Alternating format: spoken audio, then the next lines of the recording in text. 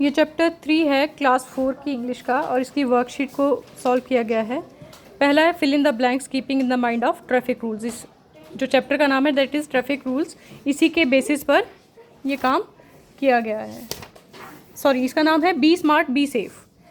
सो first है always use the dash zebra crossing, follow the dash traffic lights या traffic rules, कुछ भी लिखेंगे वो ठीक होगा। Walk on the dash footpath, hold an adult's hand, adult's hand, adult लिखने के बाद क्या किया गया यहाँ पे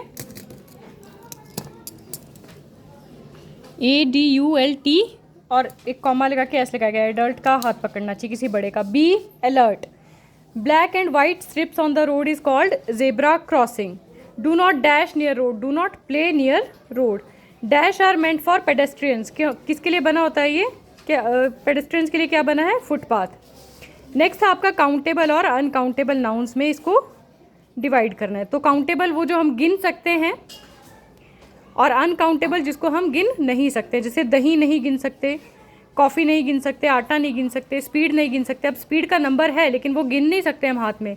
गिन किसको सकते हैं, बाईसाइकिल कितनी खड़ी है, टोमेटोज़ कितने हैं, ठीक है। तो बाकी सारे अनकाउंटेबल थे, ये 2 ही काउंटेबल थे जितनी भी लिस्ट दी गई है। देन नेक्स्ट है question answers. Why should you not play on the footpath, footpath पर क्यों नहीं खेलना चाहिए। Because it is meant for people to walk safely, क्योंकि ये बना है लोगों के सेफ्टी से चलने के लिए। And playing there can cause accident, इसके 2 पॉइंट्स लिखेंगे हम, फिर से सुनिए। Because it is meant for people to walk safely and playing there can cause accident. Second है where should you walk near the road, road में आपको कहाँ चलना चाहिए, तो इसमें भी 2 पॉइंट्स लिखेंगे हम। We should walk on the footpath near the road, हमें हमेशा फुटपाथ पे चलना चाहिए। और अगर ना हो, if there is no footpath, walk on the right side of the road, walk on the right side of the road, अपने राइट साइड की तरफ देखिए और वहाँ चलिए। लेफ्ट साइड का नियम सिर्फ गाड़ियों पे लागू होता है, राइट साइड का नियम पैदल चलने वालों पे लागू होता है। What should you do before crossing a road, एक रोड क्रॉस करने से पहले क्या करेंगे, तो हम पहले क्या देखते हैं, राइट देखते हैं, फिर लेफ्ट देखते हैं, फिर राइट देखते हैं, और अगर रोड क्रॉस होगा क्लियर होगा तो हम उसको क्रॉस कर लेते हैं। तो वी विल राइट है before crossing look right then left and then again right. Cross only when the road is clear, सिर्फ तभी उसको क्रॉस करना है जब वो क्लियर हो। इसके बाद थी write 10 lines on my best friend. तो फर्स्ट है Nirvan is my best friend, we study in same class, हम सेम क्लास में पढ़ते हैं। He is very kind and helpful, बहुत ही काइंड है, हेल्पफुल है। We sit together in our classroom, हम इकट्ठे बैठते हैं। We share our lunch, we play fun games during recess, हम लोग खेलते भी हैं कब, रिसेस में। ही always help me in my studies, we never fight, हम कभी नहीं झगड़ते। He always make me laugh when I am sad, जब मैं उदास होता हूँ तो वो मुझे हंसा देता है। I am very lucky to have him, मैं बहुत लकी हूँ कि वो मेरा दोस्त है।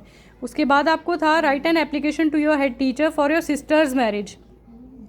तो ऊपर का पोर्शन आपको पता ही है, to the head teacher, GPS को टागे, GCPS को टागे, रिस्पेक्टेड सर।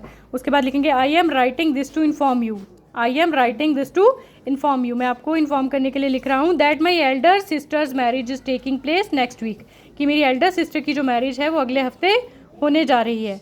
फिर से सुनिए, I am writing this to inform you that my elder sister's marriage is taking place next week for this function, इस फंक्शन के लिए I need to help my family, मुझे अपनी फैमिली की मदद करनी पड़ेगी। Therefore I will not be able to attend the school for 4 days from 2 September to 5 September। यहाँ पे आप इसको 2026 भी लिख सकते हैं, है ना। और उसके बाद लिखिए kindly grant me leave for these days, thanking you और yours obediently name, class, roll number and date. बच्चों जो भी वर्कशीट आपको दी जा रही है ये essay 1 में आपके काम आएगी, तो काइंडली घर पे अच्छे से प्रिपेयर करें, इसको लिख कर याद करें